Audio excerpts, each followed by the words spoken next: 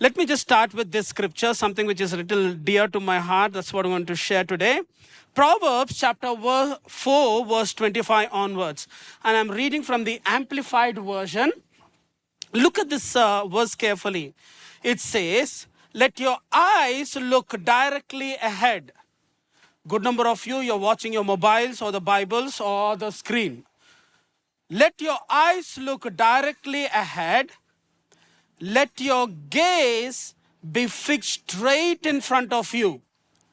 Consider well and watch carefully the path of your feet, and all your ways will be steadfast and sure. Some other versions would say that, like consider the course of your life or where you want to end, concentrate on that and start walking towards it. Meaning, man, have a target in your life, have a goal in your life. Please understand what you want to become, where you want to go in your life. Concentrate on that, then you will succeed in your ways. Meaning, if you do not have a goal in your life, if you don't know what to become, where you want to end up in your life, most likely you will fail in your life. Most likely you will never feel success in your life. You will be confused with your life. When I was in school, some of my friends knew very well, what they wanted to become in life. They really they would say, this is what I want to do, this is what I want to do. But I also had a category of friends who had absolutely no idea. They are like, take life as it comes. And a good number of them failed in their examinations. Why? Because they never had any focus in their lives. And we used to call those people are people who joined the Air Force. Meaning wherever the air would take them, they would go that way. Yeah. Meaning they never had anything. They never ended up as anything. Nothing good came out of their life. Why? Because they were distracted. I think like the teenage years and all, are teenagers, right? They are easily distracted people. Like even nowadays, like the early 20s are also like that. They're easily distracted, and they'll keep on changing their dreams every now and then. One day they will say, I want to become a doctor. Immediately they will say, I want to become a business person. Then they say, engineer. I say, man, what do you want to become, man? We have groups of people like that. Distracted, always getting distracted. 2006, I remember, somewhere around the November, December time, that's when, during those days, we thought of starting a church and we wanted to name it Pearl City Church, which eventually ended up as Hope Unlimited Church. So 2006 was the preparation time. December time, there was a small Australian band that we invited. It's called the Planet Shakers. And Shilpakala Vedika is where our venue was. That's where we announced that in March we are going to start the church. And for that, the publicity for that, interestingly near this police line, so let's say that Rasulpura circle, there used to be a huge LED screen. And Jubilee's checkpost also, there used to be a huge LED screen, and with all that motion pictures and all. So we paid for that and we got that place. So every day for some time we used to place that ad telling that, there's a huge concert happening at Shilpakala Vedika.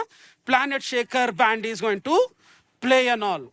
And 1 week or 2 weeks after when we started airing that, we are just one of the many. Most of the time they were like movie trailers that were coming on that screen and all.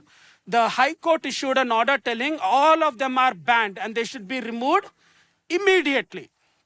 Why?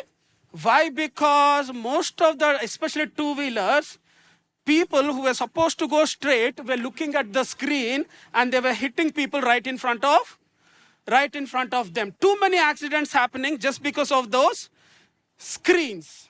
And the government decides now, let's remove off all of them. Now I think, with a lot of restrictions, those things are coming back. Now what was the problem there? They were not able to concentrate. The people who were driving, they were not able to concentrate. Why? Because there was a distraction. There was a distraction. Something looked very attractive. Immediately their faces turned there and they forgot that they were on the road. Let me give you a few Bible illustrations and then we will move on. In the book of Numbers chapter 13, it talks about Moses who sends the 12 spies to spy on the land of Canaan. And all of them came back and all of them give the right report about their land, about the land of Canaan. They say it is extremely fertile, extremely fruitful.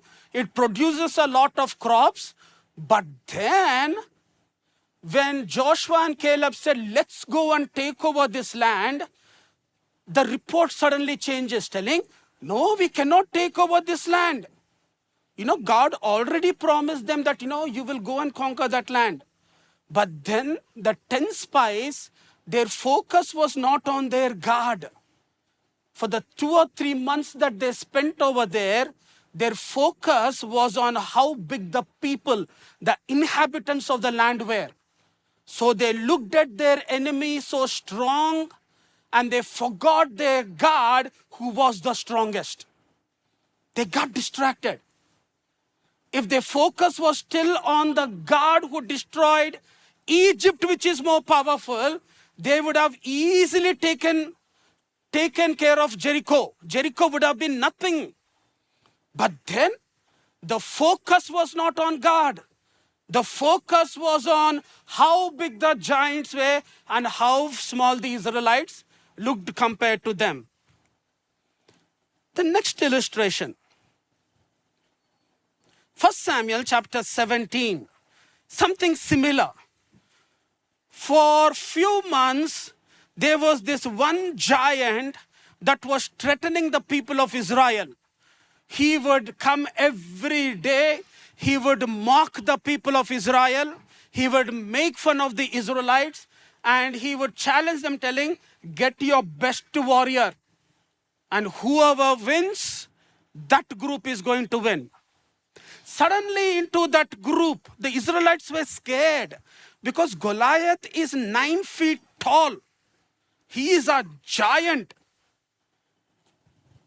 Suddenly, a shepherd, teenage David would walk into that camp.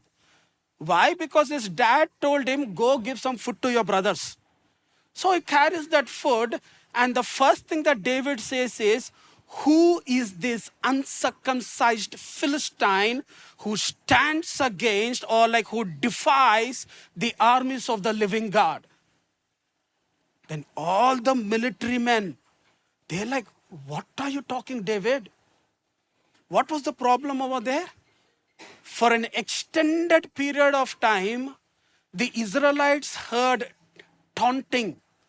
The Goliath made fun of the Israelites, and that's what the Israelites heard. Compare that with David. David was taking his harp and praising God. He was in the presence of the Lord. So when he faced the giant, he would say, who the hell is he? What does he think he is? That he stands against the armies of the living God. What's the problem? The army is focused on the giant. David is focused on his God. Another illustration. Matthew chapter 14. This thing talks about Jesus Christ. And one of his favorite disciple, Peter. I kind of identify myself with Peter a lot. He's like super faith or super fear. So they were on the boat and there was a storm. And when the storm was there, everybody was scared. And who comes walking on the water? Jesus comes walking on the water. And when Jesus was there, it's okay. It was still a storm. And these people were the disciples of Jesus. They were very close to Jesus, but they were still in a storm. It happens, right? We can be disciples of Jesus. We can be very close to Jesus, but we will still face storms in our life. And when Jesus was there, Peter has this great faith. All the other disciples thought, okay, Jesus, you walk on your water, we will sit in the boat. That is enough for us. But Peter says, God, if you command, I will also come to you walking on the water. Jesus said, come. So he got out of water and he actually starts walking on the water. He's obeying whatever Jesus said. And he was going towards Jesus till he saw the waves, the wind, and the thunder. Then what happened? He starts. Was Peter obeying Jesus? Yes. Was Peter walking on the water? In the sense, was he experiencing a miracle? Yes. Is Jesus in front of him? Yes. Was he coming closer to Jesus? Yes. But again, in that whole nice, beautiful process, he also started sinking. Why? Because his focus shifted. As long as I was focused on Jesus, everything went on well. Once the waves and the wind started threatening him, he started to, it happens in our life also, right? We can be focused on Jesus, we can be coming closer to Jesus, experiencing a miracle in our life, but just some wave or some thunder, boop, we go down. Happens often in our lives. Today, I want to talk about focus. I want to talk about a purpose. By this time, good number of us are in our age where we have figured out where we have to head in our life, or what is the purpose of our life. For some of you just wrote your intermediate degree examinations, you're still figuring it out. God, what should I do with my life? Yes, if you do not have a purpose, if you do not have a focus, if you don't have an aim or a goal in your life, they say you're like a dead wood in a stream of waters. What do you mean by that? Dead wood in a stream of water is you take a piece of dry wood, throw it in the stream of waters, it will go wherever the stream will take it, right? Wherever the stream flows, the dead wood just goes along with that. And I have never heard of a stream which goes upstream. All streams go down. Your life trajectory will go down if you do not have a goal or if you do not have a purpose in your life. But if you have a purpose or a dream, you will be like a fish which will go against the stream, and you will achieve something good in your life. Let me read a few quotes of some great people who spoke about focus, and then we will look into the scripture. Alexander Graham Bell, he's the one who patented the telephone, and he made a comment like this. He said, the sun's rays do not burn until they are brought to a focus. It is 38, 39 degrees right now, and you can walk out and all, you will feel the heat, but you will not really get burnt. But you take a magnifying glass, put a paper, you focus it enough, that thing will burn.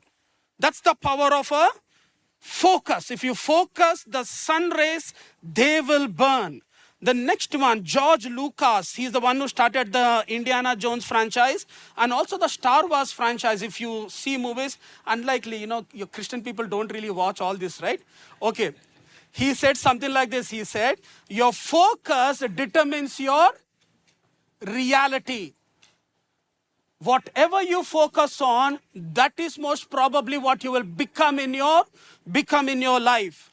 The next one is from Bruce Lee.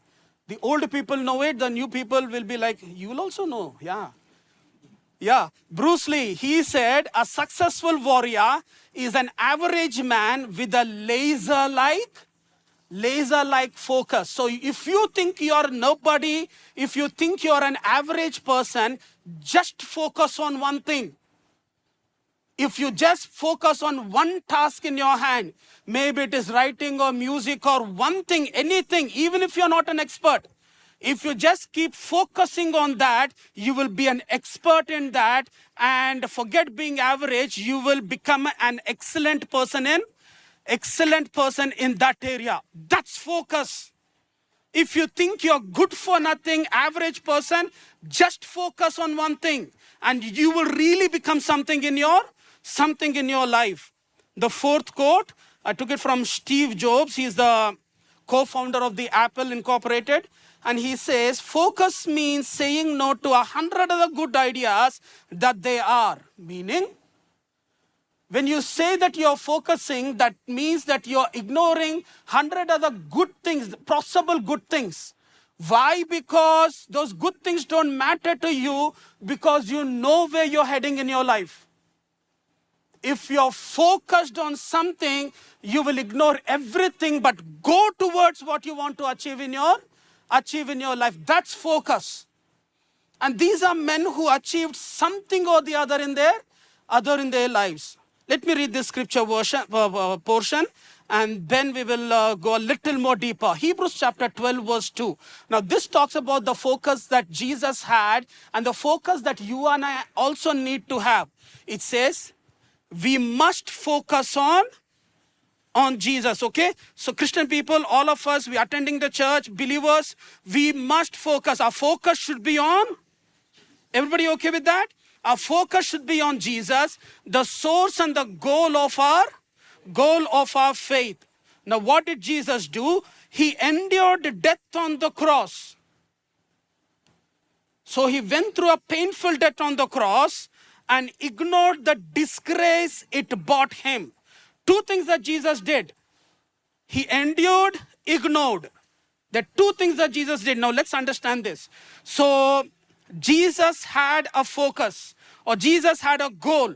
Let's say that goal is somewhere over there. The goal, the Bible is telling, the goal is your salvation, our salvation. So the joy of that salvation was somewhere over there, but from here till there was a cross, meaning pain and suffering, and along with the cross came disgrace. That's the obstacle that Jesus had in front of him. Because if Jesus had to save all of us, two obstacles, the pain and the suffering on the cross, and the disgrace that came along with that kind of a death. So what did Jesus do? He embraced that suffering, disregarded the disgrace. He embraced the suffering. He embraced the cross. He went through that suffering, but then he ignored the disgrace. You've already seen, what does the disgrace mean? Somebody dying on the cross is considered as a curse. They falsely accused him, they spat on him, they mocked him, made him carry the cross. And when he was on the cross, they stripped him naked. And even on the cross, they made fun of Jesus Christ. He ignored all of those things. And as a consequence, then he received the highest position in heaven. He received his reward. You know, for anything that you and I want to achieve in our life, they will be suffering to it. Right? Okay, just live your life, you'll understand.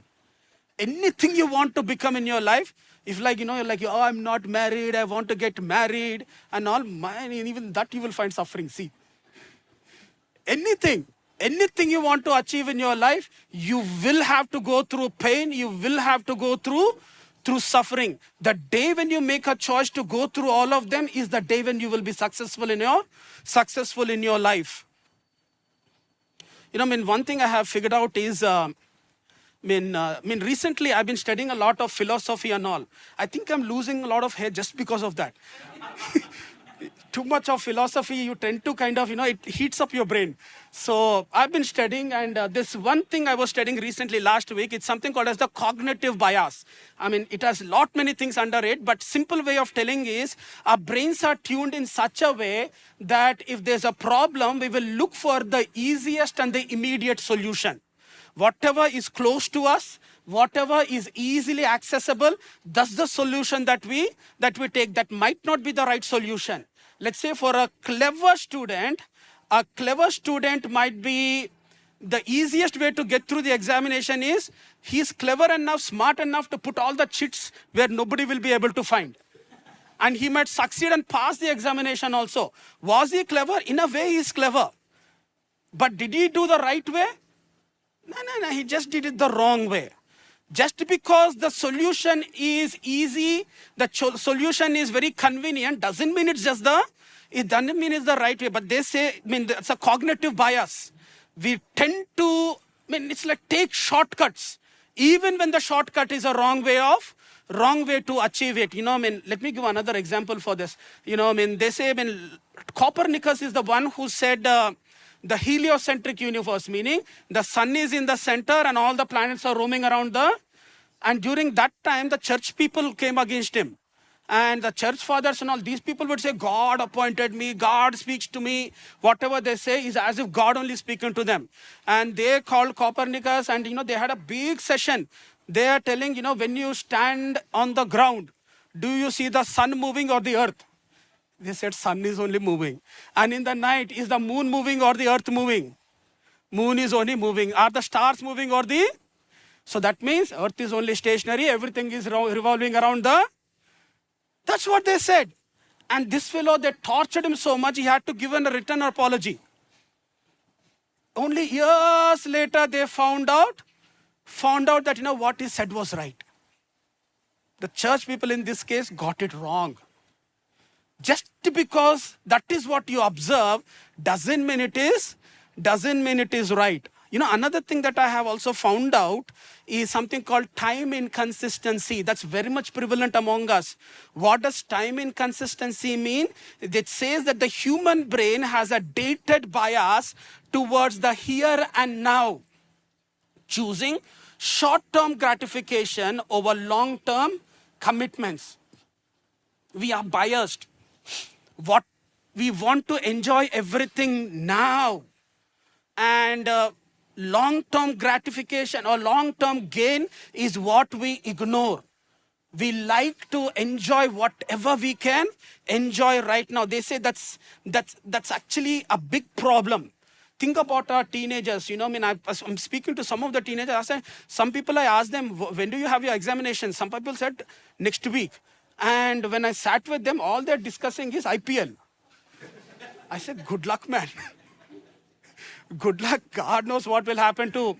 Yeah, if tomorrow if you have an examination, if Instagram is the only thing that you're doing, God help you. That short-term gratification will not help you in the long term. Will not really help you, will not come to any help at that time. You will just regret it at that time. If you just focusing on what I should have. Bible has a lot of examples like this. The story of Esau and Jacob? Short-term gratification. Just for a curry, he gave off his birthright. You find example like that in the word of God. Marcus Aurelius, I told you, I'm reading a lot of philosophy. Marcus Aurelius is one person that I read quite a bit about his works. He wrote a book called as The Meditations. And I kind of really like that book. And he says something like this. He said, it never ceases to amaze me that we all love ourselves more than other people, right? We all love ourselves more than other people, right? Everybody who's silent is agreeing with me. We all love. Every morning you look at the mirror and say, wow. It never ceases to amaze me that we all love ourselves more than the other people, but we care more about their opinion than our own. If somebody looks at you in a little weird way, it's like, what is he thinking about me? What is he thinking about me? Why is he giving that look? Other people give their judgments based on their fear and their greed. That's what human beings are. But then through the years, what I figured out is that if I know that I love God, and if I know that God loves me, whether you love me or you don't love me, that's your problem. If I know I like God and God likes me, if you like me or you don't like me, I don't care, man. God loves me and that's enough for me. If you don't love me, that's your problem. If you love me, good for you. Okay, so let's look at 4 ways we can continue in our life, continue being focused on our God. Because one thing I'm guaranteeing you here in this church is that all of us will go through bad times. Yeah. All of us will go through hard times. You can be a Christian, you can be spirit-filled, you can be speaking in tongues, you can be doing miracles, whatever you want to do, but we will go through hard times. One of the duties of the church is not to tell you, God will bless you, God will bless you, God will bless you. It is also a duty of the church to prepare you for the hard times that we are going to face in our life. And I'm telling you, we will go through hard times. And when we go through hard times, at least these 4 things will help us to stay constant through our journey. It will help us not to waver in our spiritual life, but to stay on course and achieve the purpose and the goal that God has for us. Point number 1, never give up. An attitude of never giving up. I like this word, never give up. It is there in the Bible throughout. Read the gospel according to Mark. It shows Jesus as a suffering servant. Suffering, all the time suffering Jesus Christ. But then in that gospel, it is written in such a way telling no matter how many problems Jesus faced, he never gave up. Till the time he achieved his mission on the cross. That's the Jesus that the Gospel of Mark presents. He's a God who never really gives up. 29th October 1941, that's when the Second World War was just starting.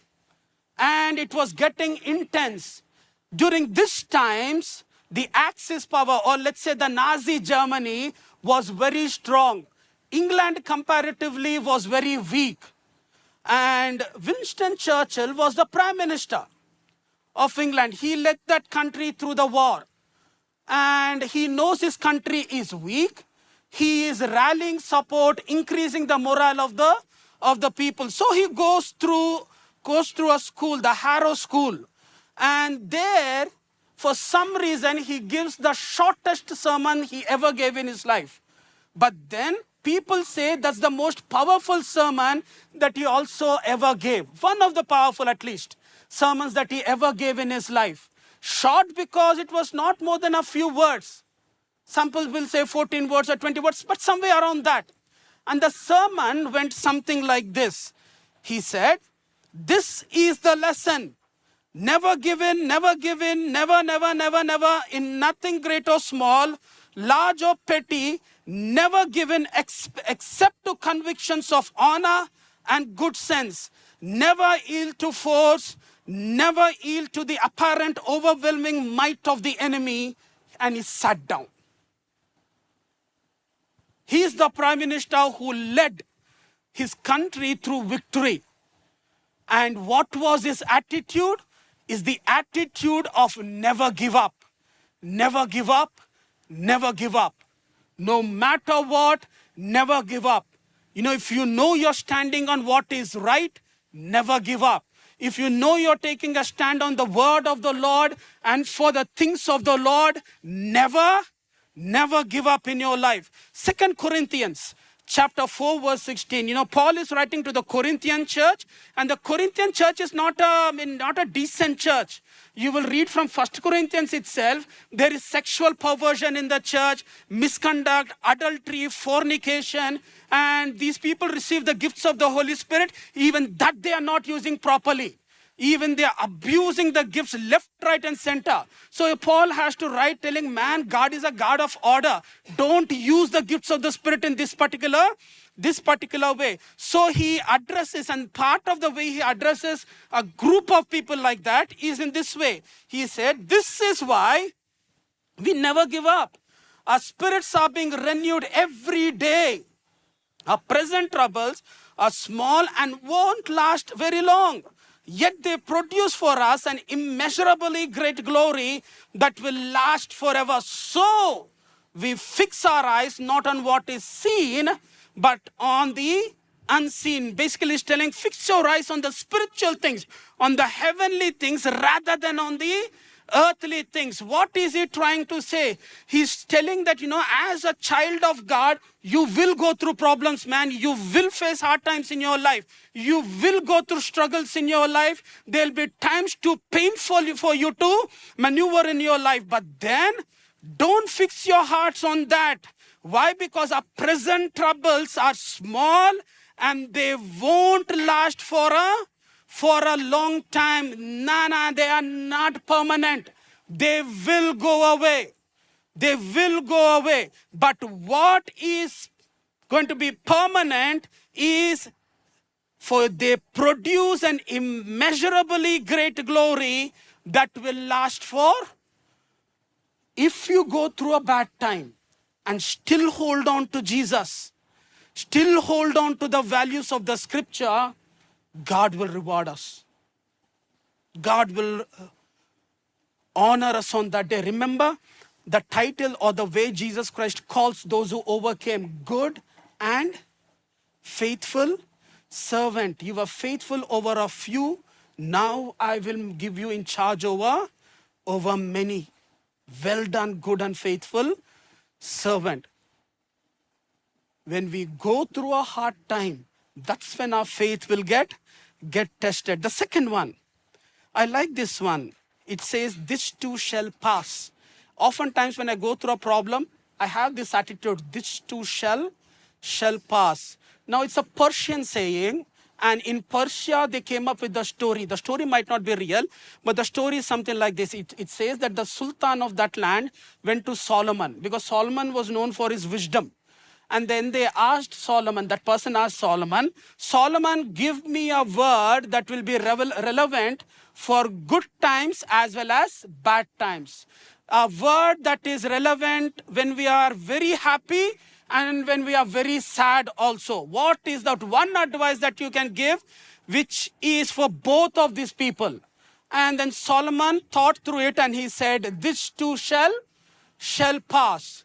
So what does that mean? If somebody is extremely happy, go and tell them this too shall pass. Meaning, you will not laugh for a long time, man. But then it's a little disappointing, right? But then he said, when somebody is going through a bad time, you can go to that person and again you can tell that person, this too shall pass. That's good, right? So if you're facing a bad time in your life, speak to yourself and say, this too shall pass. Why? Because, the typical Eastern, even the Indian people think like this. For us, everything happens in season. We believe in seasons. Right now, it is May, mid-May. It is 37 or 38 or 39 degrees right now. 1 o'clock or 2 o'clock, it will, by the time the service finishes, it will be 40 or 41. Good luck with that. But then if you are struggling with this, just wait for 3 more weeks. Then, after 3 weeks, you will get the monsoon, the rains will come. And 2 weeks into the rains, you will get fed up of the water also, right? And after that, don't worry, wait for another 2 months or so, then the winter comes. And if you're fed up out of the cold, again, just wait for some more months, summer will come again. Why? Because seasons have to change. Seasons have to change. The same thing applies in our spiritual lives also. Good times will come, but good times will not last. Just because you're having a blast, just because you're making a lot of money, nice position, nice status and all, don't think it is going to last forever. So don't grow those 2 horns. Sometimes, if we are really kind of in a good position, we act as if we are like on the top of the world. We don't need anybody. Arrogant in the way we speak. We kind of think everybody is below us and all. Don't think like that, man. Why? Because when the season changes, you will be brought down.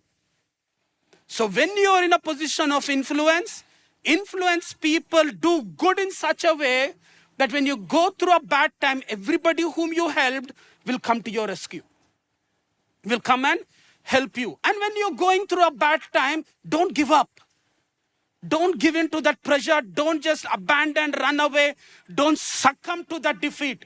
Why? Because bad times also will go away.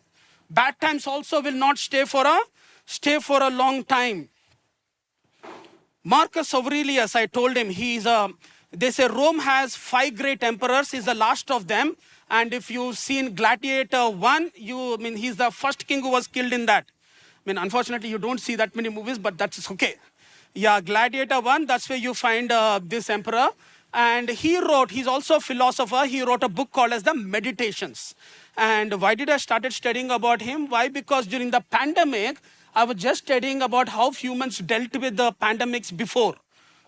And Marcus Aurelius is a great man. He led his whole empire through a pandemic, through a plague rather. It was called the Antonine Plague. 5 million people were already dead in his empire. And when people came and asked, how should we deal with this? He made a statement like this. Let me read it for you. He said, we experience the same pattern of life over and over again. History has taught us that this pattern of life never changes as long as we live. Everything is momentary. Nothing is truly novel. What seems to be uncomfortable and scary now will be old and familiar tomorrow. In other words, what he's telling is, man, this pandemic is not new to us. Before this, many pandemics came. After this, many pandemics also will come. But he says, humanity will continue. It might take a toll on us, but it will not entirely destroy us. The empire, people in that empire were so strengthened because of these words. They successfully faced that plague and they came out of that plague. What problem you go through right now will not be the only problem in your life. Again, I'm not scaring you, but that's the reality of life. If you overcome one problem in your life right now, there is another problem that is waiting for you in the future. But that shouldn't scare you because you are growing. Your problems ain't growing. You are growing in your life. They say that, when they wanted to conquer Mount Everest, I think it was Edmund Hillary who he climbed Mount Everest. And he would go to that mountain or that picture of that mountain, and he failed before trying to climb. But he would look at that mountain and he says, Mountain Everest, I am growing in my experience. I am growing in my strength, but you are not growing. And one day he conquered. One day he conquered it. The thing with this is when you keep facing problems in your life, there is a strength that you will develop in your life. The next one. God is building our character. No matter what experience you go through in your life, God is using it to build our character. They take Joseph, they sell him as a slave into Egypt. For years together, Joseph suffers in Egypt. He was faithful to Potiphar, falsely accused, thrown into the prison, struggle. And after years, when his brothers come to him, Joseph was in a position of power. And his brothers were escaping a famine. His dad and his brothers, they were escaping. If Joseph does not come to their rescue, they will die. When they come in front of Joseph, believe me, if I am in place of Joseph, I'll be like, okay, now I'll tell you. But Joseph, you know what he said? Genesis chapter 50 verse 20, he says, as for you, you meant evil against me, but God meant it for good, in order to bring about this present outcome so that many people would be kept alive. Meaning, telling you people planned something bad, but then God is turning it into something good. There is this one song that we often sing in our church which says, he takes what the enemy meant for evil and he turns it for good. That's who my God is. So sometimes your siblings, sometimes your friends, or sometimes your colleagues, office politics, that way, this way, they might do something to you just to pull you down, just to make sure that you never rise up in your life. But hold on to Jesus, because the place they try to pull you down is the same place where God is going to exalt you. Is the same place where God is going to lift you up, and the same person who pointed their finger and said that, pull him down will be like, they'll stand in awe telling, what happened to this? Why did the story change? That's who my God is. He takes what the enemy meant for evil and he turns it for good. That's who my God is. Romans chapter 5 reads like this. It says, and not only this, but let's exult in our sufferings. In the sense, let's rejoice in our sufferings and rejoice in our hardships, knowing that hardships produce patient endurance. And endurance produces proven character or spiritual maturity. Because the more we struggle in our life, the more character we will develop in our life. The most healthiest soldiers are the soldiers who are at the border. because they are constantly on the vigil, constantly ready for any battle.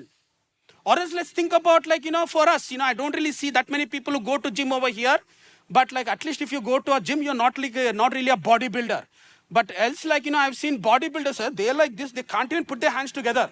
I mean, and how do you do bodybuilding? You go to the gym and you pull those weights, right? You lift up those weights, you put pressure on the muscle, and that's how the muscle becomes more stronger. The more you put pressure on the muscle, the more stronger it becomes. Oftentimes in the gym, I find this sticker telling, no pain, but none of you go, man. No pain, no gain. Meaning, if you want to gain something, you will have to go through the pain of getting it in your life. Same principle in our spiritual life. God will make us go through hard times. And every hard time, there's a lesson for us to learn. You are wise when you learn lessons from that and implement in your life. For every struggle that we go through, there's no need to crib and cry and telling, God, why am I going through? I think a better way to deal with it is, God, what are you teaching me through this? Where are you taking me through these hard times? How do you want me to behave during this time? It will make us more wiser. All of us will go through hard times in our life, whether we like it or not. Listen to this. I told you all of us will go through a hard time, but when we will go through hard times is up to us. Is up to us. What timing we will go through our hard times is a decision we need to make. Let's take a young boy who's studying. And he has to prepare for his examination. For that, he has to sit down late nights and study. Do those assignments, do those projects and all. And then that's hard time for young people, right? The attention span is so small right now and too many distractions. But then if he puts in that effort, when he becomes old, he will be comfortable. Because of the effort that he's putting in, he will get a good job, he will have good savings, and when he's old, he can live off those savings. So he's not living a comfortable life at the very beginning, doing all the hard work so that the later part of his life, he lives a happy life. But then the opposite is also true. When a boy is young, he can sit down, sleep. For some of us, when we open our book, we sleep, right? Some of us, if it's insomnia, you read the Bible. And somehow God cures that insomnia when I reading the Bible. Hey, no. If you relax, close your eyes, be lazy, kind of waste away your life, when you are old, you will struggle. You will struggle in your life. When all the others are having a good life, you might not be having a good life. All of us will go through hard times. When we go through hard times, it's up to us. Think about this. If you put in the effort right now, if you struggle right now, your later part of your life will be much better. Or if you relax right now, the later part of your life will be terrible. The last one. When we go through our hard times, please remember this. Fix your eyes on Jesus. Fix your eyes on God. Believe me, where you spend your time and your resources will determine your focus. And your focus will determine your priority. And your priorities will determine your destiny. If you're spending too much time on XYZ, on bikes or whatever, that is your focus, man. That will become your destiny. If you're focusing on whatever it is, where you spend your time and your resources, your money on, that will be your focus so decide where you want to spend your time on. Decide what you want to spend your resources on. That will ultimately lead you to your destiny. When I was in Sunday school, I learned this song. My Sunday school teacher taught me this song. And it kind of really helps me. Because when we start focusing on Jesus, somehow the focus on the worldly things will go down. And the song is something like, turn your eyes upon Jesus. Anybody? Turn your eyes upon. None of you know. Okay. Upon Jesus, look full in his wonderful face, and the things of the world will go strangely dim in the light of his glory and grace. Meaning, there are always two things that will be present in our life. Just that one of those two things will always be big in our life. We will have problems in our life. We will also have God in our life. And one of these things, either our problems will be big in our life or either God will be big in our life. Who and what will be big in our life is a decision we have to make. Whatever you focus on, that will be big in our life. If you focus on your problems will be big. If you focus on God, God will be big. So turn your eyes on Jesus, and the things of this world will go strangely dim. Focus on Jesus and your problems will become little smaller and smaller and smaller. You focus on your problems, then God will start shrinking in your life. It depends on what choice we make in our life. Let me just close with these two verses. Paul writes to the Colossian church. The Colossian church is going through a lot of problem. In fact, read Colossians very carefully. You will find that they are going through a lot of witchcraft. The Bible calls it principalities and evil powers and all. Just that Paul is trying to tell that, God overcame all these principalities and dominions and powers. But part of the solution he gives to the church, which is terrified of evil forces, he says, we are praying for you that you will be filled with this mighty, glorious strength, so that you can keep on going no matter what happens, always full of the joy of the Lord. What is the solution that Paul gives to a church that is suffering? He says, keep on going, never really give up in your life. The same Apostle Paul writes to Timothy. He was the pastor of the church at Ephesus right now, and he tells to Timothy, he says, we can only keep on going, after all, by the power of God who first saved us. What is Paul trying to say? Telling, man, problems will come in our life. Hard situations will come in our life. There will be governments that will persecute. There will be people around us that they will persecute. There will be situations around us that will not be conducive, that will not be okay. But keep on going. Don't lose your faith. Don't get discouraged. 4 things we have seen. He says, never give up. Never give up in your life. Jesus never gave up. Why should I also give up? And also understand that no matter what bad situation you face, that too shall pass. That too shall just go away.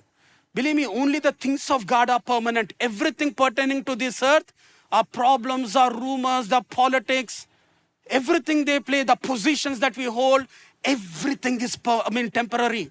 They will just go away. Even the money, the property we earn will one day just go away. When we do the will of the Lord, that thing will last forever. The joy that we receive in staying faithful to the Lord, that joy will continue forever. Fix your eyes on Jesus Christ. Come, let's just stand in the presence of the Lord today.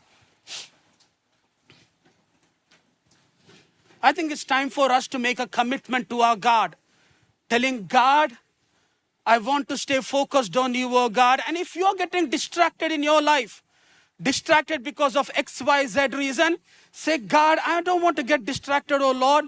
That's not me. I want to focus on you. I want to concentrate on you, oh Lord. And I'm telling you, why get scared of the problems that you're going through? Because that problem itself is temporary. That problem itself will not last for a long time. Even if you don't do anything, that problem will die out. Focus. Fix your eyes on Jesus. Because ultimately, He will come to our rescue.